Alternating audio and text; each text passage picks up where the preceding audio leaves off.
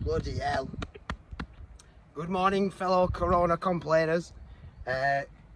Shut down. We shouldn't be here. We should be at home, sat inside, watching the news, reading the papers, complaining to each other. But we're not, because we have to get to work. I can't cut this tree down from home. We're on site. It's quiet. There's people walking past. Everyone's smiling. So yeah. So if you can remember from the previous videos, these two big old trees were cut down last spring. So you can see the extent of the rot in these both ash trees, and the extent of the rot that's setting subsequently to the ash dieback disease meant that they had to be felled. But as you can see already, just in 12 months, the region is that. Unfortunately, as you can see from the brown staining, that's the ash dieback setting in on the regen. So unfortunately, these trees won't be able to like romp on, because if it wasn't for ash dieback, this regen would grow into a new tree. But unfortunately, due to the ash dieback, no more. I think ash dieback's going to hit the country far worse than coronavirus, because every single ash tree in this country is going to get it. And you think about how many ash trees there is up and down the country, it's way more than old grannies and, sorry I shouldn't say that, the elderly people who are going to be contracting this disease. So the final tree in the banking, that's coming down. That's also got ash dieback. And as I've put my gob in, there is a secondary disease that's setting. So just to make sure it doesn't fall on the road like these two, it's coming out.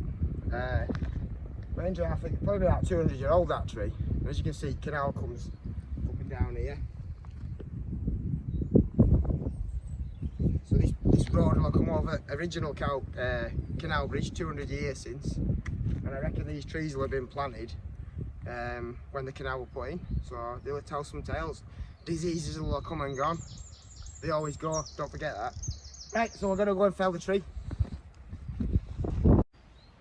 So we've got the Still 66 with the 25-inch bar, but as you can see, this tree is way wider than 25-inch. So there's some special cuts that we have to do to make the tree go over. So as I've put my gob in, my directional felling cut, we're going to send it out into the field. The farmer wants it sending up the field instead of down into this bog, but the way that the tree's stood, it wants to go into the bog, so unfortunately we're going to have to fell it there, and he's going to have to put his wellies on. So when I've put my directional felling cut in, there's a cut called a letterbox cut. So my gob's there, and I come in with the 25-inch bar, and I'll just move the bar around, and that cuts the heartwood out. So as I come in with my felling cut, there's no holding wood there, and the tree should just pop over. This will be take 21. Potentially of 40 takes. It might be dark by the time we get this tree on the ground, or in 5 minutes time we might show a tree on the ground. So right, the proficient cameraman's going to get into position, and I shall start cutting.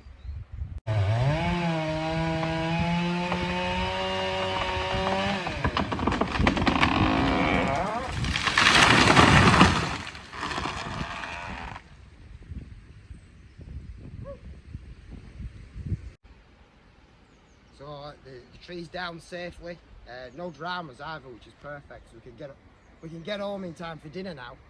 So it's a real shame to like knock trees over like this. You know, I've counted the rings. It was 320-year-old. You know, so it's such a shame. It's seen so many things come and go.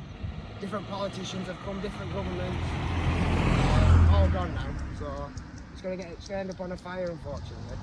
So but yeah, but that feeling is when the tree's going, especially when you know it's going to fall over on its own, unparalleled really. It kind of like gives you a bit of a swell on. But when the tree hit the ground, the whole area shook.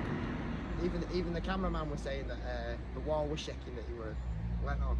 So yeah, just a quick one. So as you can see, my bar won't even touch this. So there's different cuts that you have to do to facilitate an easier fell. So as I've put my gob in, I do what's called a letterbox cut. So I go in from my gob as far as I can, and then I move the bar around, which makes it a bit of a more unsafe fell because there's not as much holding wood. But then I don't have to go in quite as far from this side then. So all my back cut is covered. So when I go in from that side, so the letterbox is in, and then I went in here for my felling cut. Cut back, and then a wedge goes in there. So then I can go in from the other side, do exactly the same again, and then when I got to the last 3 inches of holding wood, I could see the tree straining, it was popping and banging, and it went over like a textbook fell. But as you can see, this is the heartwood, and there is disease setting in. We can smell like smell Ganoderma, like a fungal infection that's already setting, and it's a real sweet smell. So you can usually feel when you fell trees out, the air is full of this sweetness now, and all the wasps appear, and we can see any now, but they have been buzzing around because they know then that there's some sweetness coming. So right, I'm going to drop this stump down a little bit more, and we'll go and get a bit of dinner and on to the next job. Oh, but don't forget, when we get back to the van, we have to disinfect our hands. So keep safe.